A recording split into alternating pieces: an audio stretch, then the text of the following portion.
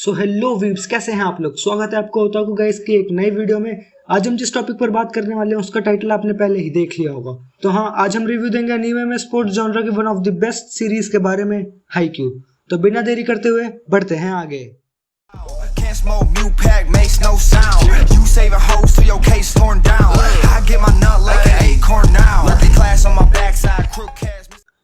Lockdown में खाली बैठे रहने और कुछ ना करने की वजह से मैंने खुद से एक ही सवाल पूछा, तो मुझे किसी ने हाइक्यू देखने के लिए सजेस्ट किया। और जब मैंने पूरी सीरीज देखी तो मेरे दिमाग में बस एक ही चीज़ आई कि कोई स्टूडियो कैसे स्टोरी एग्जीक्यूशन से पूरी सीरीज को एक मास्टरपीस लेवल पर पहुंचा सकती है।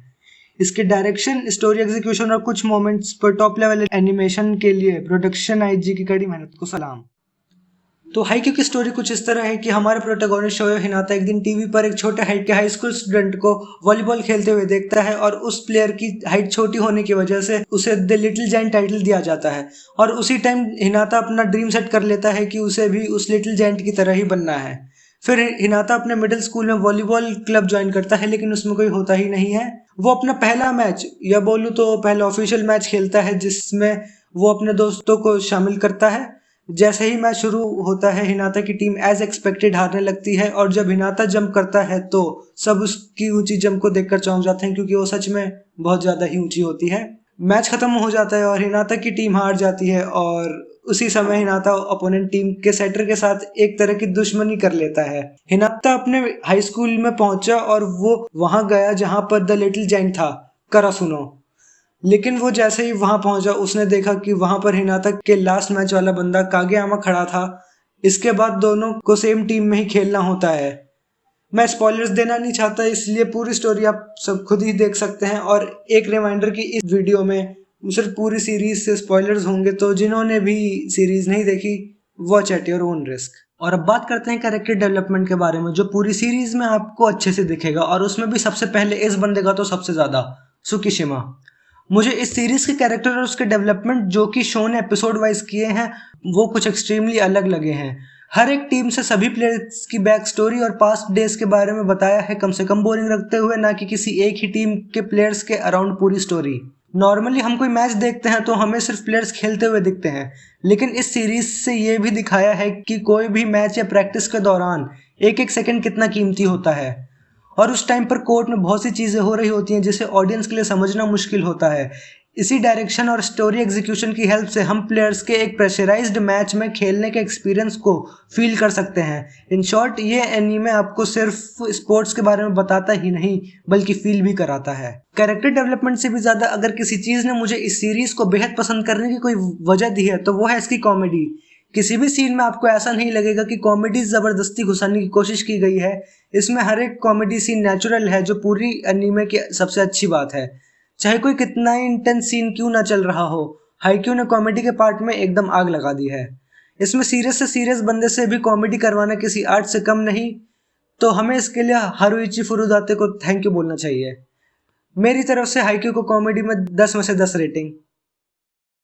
आर्ट की बात अगर आ ही गई है तो उसमें भी ये सीरीज कम नहीं है, लेकिन ऐसा बोलना बिल्कुल गलत होगा कि इसकी आर्ट स्टाइल बेस्ट है। एक एवरेज एनीमे के पॉइंट ऑफ व्यू से देखा जाए तो इसमें आर्ट स्टाइल, कैरेक्टर डिजाइन और सीजी का यूज बहुत समझदारी से किया है, but not at all moments. क्योंकि कभी कभी बैकग्राउंड में कैरेक्टर स्टाइल वैसे ही लगती है जैसे डेमन स्लेयर में बैकग्राउंड में नेजुको, लेकिन हम इसे इग्नोर कर सकते हैं क्योंकि इससे उतना फर्क नहीं पड़ता, खासकर तब जब हाइक्यू एक नॉन ग्राफिक फोकस्ड एनीमे हो। सीरीज में कैरेक्टर्स को ज्यादा रियलिस्टिक स्टाइल दिया गया है जो गेम के टाइम बहुत ही रियल लगता है, और इसकी वजह से इनके मूवमेंट्स और मसल्स कैरेक्टर में और जान फूंक देती है। हाइक्यू इस तरह की सीरीज है कि अगर आपने कभी स्पोर्ट्स नहीं खेला है तो आपके अंदर पूरी आग लग जाएगी वॉलीबॉल खेलने की, या फिर अगर आपको वॉलीबॉल के रूल्स नहीं पता है तो आपको मैक्सिमम रूल्स पता चल जाएंगे। इसलिए किसी भी टाइप की ऑडियंस इसे देख सकती है, चाहे आपको वॉलीबॉल के बारे में कुछ पता हो या ना पता हो, आपको हाइक्यू देखने में मजा बहुत आएगा। मेरे साथ पहली बार ऐसा हो रहा है कि मुझे एनीमे की मांगा से ज्यादा अच्छी उसकी एनीमे लगी हो, क्योंकि मैंने इसकी मांगा के स्टार्टिंग के कुछ चैप्टर्स देखे हैं और मुझे मांगा की आर्ट भी पसंद नहीं आई है। अगर मैंने मांगा पढ़ने से हाइक्यू स्टार्ट की होती तो शायद ही मैं आज इसकी एनीमे देख रहा होता। हाइक्यू की स्टोरी सिर्फ कॉमेडी और स्पोर्ट्स तक ही नहीं बंधी हुई है, बल्कि इसे देखने वाला कोई भी इंसान मोटिवेट हो सकता है, क्योंकि इसमें team spirit, progress and development of player और टीम, गोल्स और रुला देने वाले सैड और इमोशनल सीन भी दिखाए गए हैं। और पूरी सीरीज का जो बेस ह्यूमर है वो पूरी सीरीज में कांस्टेंट है, जो आईक्यू को एक कंप्लीट एनीमे बनाता है। इस एनीमे में अच्छी चीजें तो बहुत सी हैं, लेकिन कुछ चीजें ऐसी भी हैं जिन्हें और अच्छा किया जा सकता था या मुझे वो पसंद नहीं आई है। जैसे वो पार्ट जब शिरा तोरीजावा को मोस्ट पावरफुल टीम बताया गया है और उन्हें कोई भी हरा नहीं सकता, या सीधा बोला जाए शिरा तोरीजावा को ओवररेटेड दिखाया गया है। वैसे मैं उनके मैच की बात नहीं कर रहा हूँ। इस एनीमे में ज्यादा नेगेटिव पॉइंट्स नहीं है जिससे आपको लगे कि आप हाईक्यू नहीं देखेंगे। तो सारी बातों को अगर कंक्लूड किया जाए तो मेरी तरफ से हाईक्यू को 8 में से 10 रेटिंग। मैं आपको हाईक्यू देखने के लिए स्ट्रांगली रेकमेंड करता हूँ, क्योंकि अगर आपने ये मिस करी है तो आपने बहुत सी चीजें मिस करी हैं। तो अभी के लिए इस वीडियो को यहीं पर रैप अप करते हैं और आपसे मिलते हैं नए दिन नए टॉपिक पर। तब तक के लिए बाय।